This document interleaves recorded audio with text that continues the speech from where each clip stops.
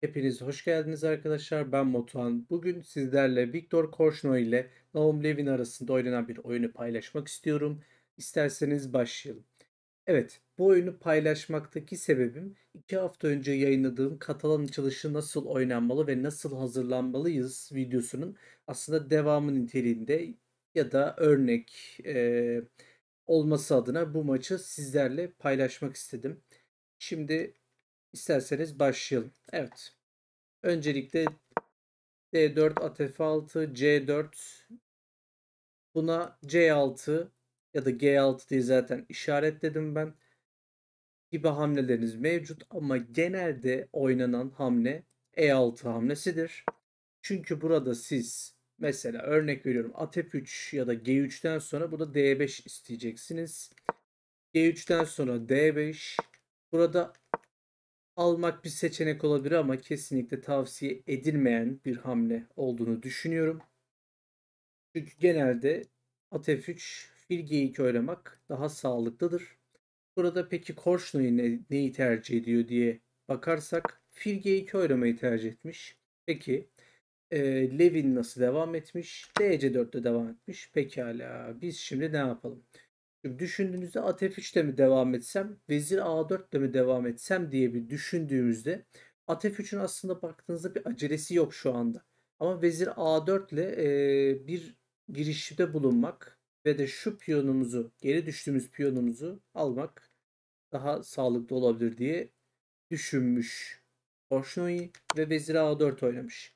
At BD7, vezir C4'ten sonra şimdi at B6 hamlesi aslında düşündüğünüzde yanlış bir hamle diye düşünebilirsiniz. Peki burada Levin ne oynayabilirdi? C5 gibi bir hamle oynayabilirdi. Çünkü C5'ten sonra şimdi at F3 A6 oynanabilir ve burada vezir B3'ten sonra şimdi C D4 hamlesi ve at D4 hamlesinden sonra oyun neredeyse eşit bir konumda kalıyor. Onun dışında aslında yapılacak çok böyle hamle gözükmüyor. C5 ya da A6 da tabii ki yine aynı yollara çıkıyor diyebilirim. 2. Şimdi burada at B6'dan sonra Korchnoi nasıl devam ediyor? Vezir D3 ile devam ediyor. C5 şimdi geliyor. Burada oynamanız gereken tek hamle bu arada at F3 hamlesidir. At F3 oynamazsanız hafif üstünlüğü siyahlara kaptırmış oluyorsunuz. A3 işte örnek veriyorum D C5 işte ne bileyim başka bir hamle zaten olası bir hamle yok. Fil F4 mesela oynamak isteseniz burada siyahlara üstünlük kaptırmış oluyorsunuz. O yüzden at F3 ile devam eden Korchnoi karşı Levin burada CD4 alarak devam etmiş. Burada tabii ki kısa rok hamlemiz de mevcut ama önce D4 piyonunu almamız gerekli diye ben öyle düşünüyorum en azından. Peki at D4 aldıktan sonra kısa rok yapmamanın sorunu, sıkıntısı ne olabilir? Şöyle bir sıkıntısı var. Fil B4 geliyor. Şimdi artık fil D2 koyan Korchnoi de ne oldu? Fil çiftini vermiş oldu. Tamam. O zaman devam edebiliriz. Rakibimizin de fil çifti yok. Bizim de fil çiftimiz yok. Artık böyle devam etmek zorundayız diyerek Levin burada kısa rokla devam etmiş. Peki Korchnoi ile ne devam etti diye sorarsak F4 ile devam etmiş.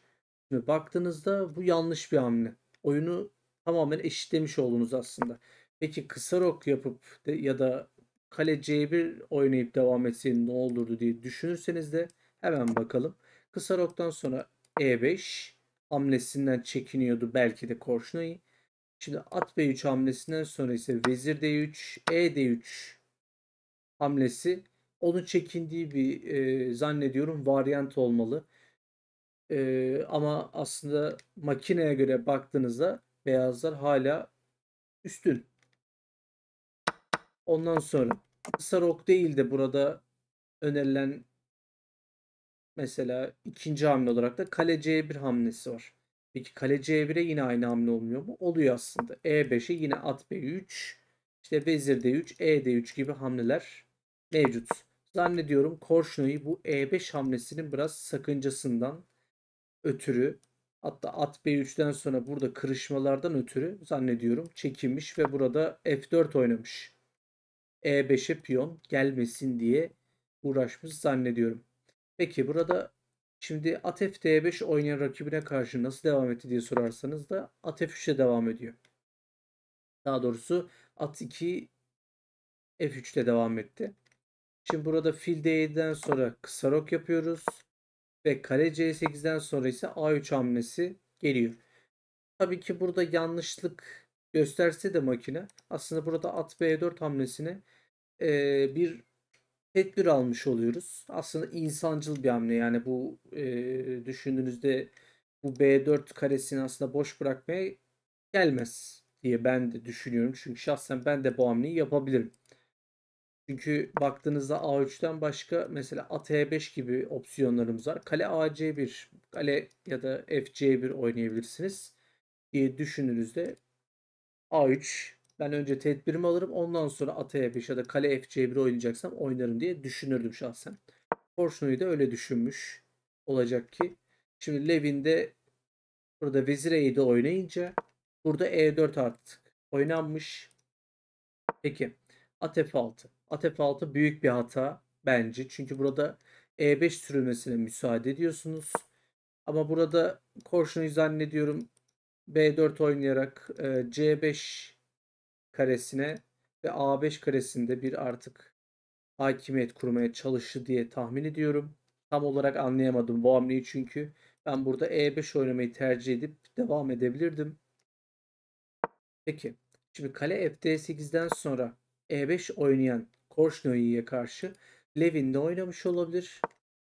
At Fd5 oynamıştı. Şimdi düşündüğünüzde makineye göre at E8 çok böyle güzel bir hamle gibi gözükse de aslında E8'de atımız bence kısıtlanıyor. Ya da G6 işte at G7 hamlesi belki uzun vadede iyi olabilir ama atın E8'e kalması bana göre kötü bir hamle. Ama makinenin tabii ki hesapladığı farklı varyantlar var. Onlara da tabii ki bakmak gerekli diye düşünüyorum. Burada at Fd5'ten sonra at G5 oynayan Korşnoy'a karşı G6 hamlesi geliyor. Gayet iyi. Katalan açılışının çıkışlarını yani bu Katalan açılışından oyun ortasına geçtiğimizde baktığınızda aslında genelde bu tarzda bir iskelet oluştuğunu görüyoruz. Burada tabii ki filimiz Fianchetto şeklinde buraya bir B7'ye hatta A8'e doğru bir bakış atıyor. Çok iyi. Ama şimdi aslında rakibiniz de buna bir tedbir aldığında sizin de buna nasıl devam edeceğiniz çok önemli. Katalan'ın aslında devam yolları çok fazla olduğu için bununla iyi çalışmak lazım diye düşünüyorum. O yüzden de Katalan açılışının yeni oyuncularla belki farklı oyuncularla Aronyan gibi işte farklı oyunculardan oyunlar incelemeyi planlıyorum diyerek belirtmiş olayım. Peki G6'dan sonra Korçna'yı şimdi at E4 oynamış. Peki neden? At E4'ün aslında amacı tam olarak benim de anlayamadığım bir konu oldu. Kale FC1 belki oynanabilirdi ama şimdi burada at C4'ten sonra artık anlıyoruz ki burada oyun yine eşitlenmiş bulundu. Peki biz at C5 oyununu oynadıktan sonra at C5 hamlesini yaptıktan sonra burada kale C5 vurabilirdi rakibimiz. Ama bir dakika. Şimdi burada at C5 hamlesine rakibimiz kale C5 vurabilir miydi? Makineye göre vurabilirdiniz ama bu gerçekten yapılması zor bir hamle bence. Burada o yüzden rakibi, Korşnoy'un rakibi B6 hamlesini yapmış. Peki. Tek hamlemiz at B7. Korşnoy bunu bulmuş. Şimdi kale F8'den sonra burada kale FC1 oynamak artık zaten beyazlar için gayet iyi. Peki Levin nasıl burada artık devam edebilir diye düşündüğümüzde B5 hamlesi var.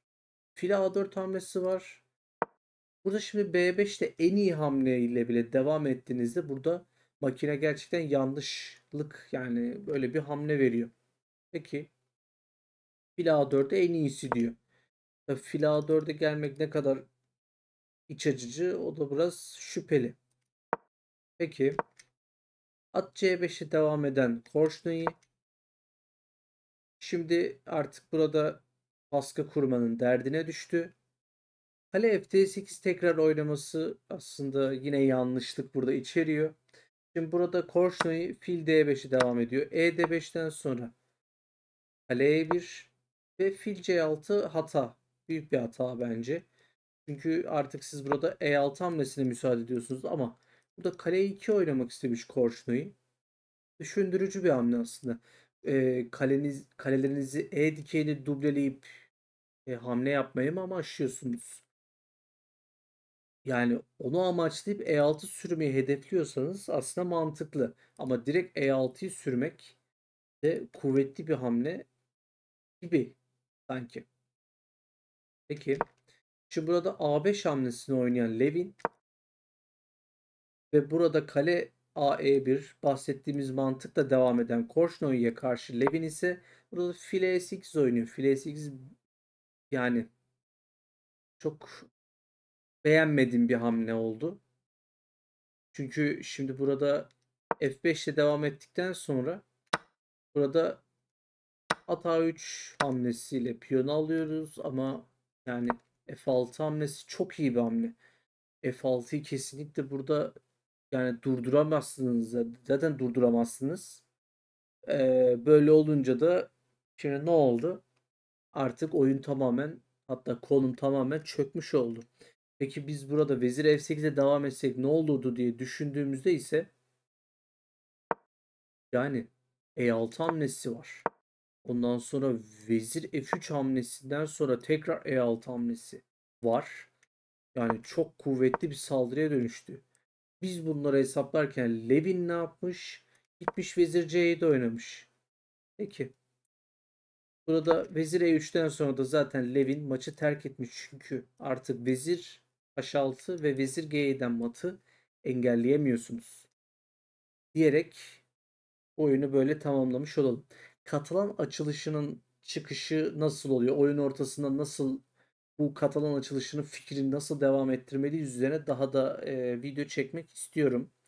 Tabii ki sizler de yorumlar kısmında bunları belirtebilirsiniz diyelim. Katalan açılışı gerçekten geniş bir açılış olduğu için yine videolara dediğim gibi devam etmek istiyorum diyerek videoyu burada kapatmak istiyorum. İzlediğiniz için teşekkür ediyorum. Umarım öğretici ve keyifli bir video olmuştur. Videoyu beğenseniz like tuşuna basabilirsiniz. Katalan açılışı hakkındaki düşüncelerinizi ve de incelememi istediğiniz örnek veriyorum. Korşnoy'un işte şu kişiyle oynadığı bir oyunu inceleyebilirsin. Hani Katalan açılışından baz alarak söylüyorum. Bunu inceleyebilirsiniz vesaire gibi düşünceniz de varsa bunu da yorumlar kısmında belirtebilirsiniz. Ve de içeriklerimden memnunsanız abone olup bildirimleri açabilirsiniz arkadaşlar diyerek kendinize iyi bakın. Sağlıcakla kalın.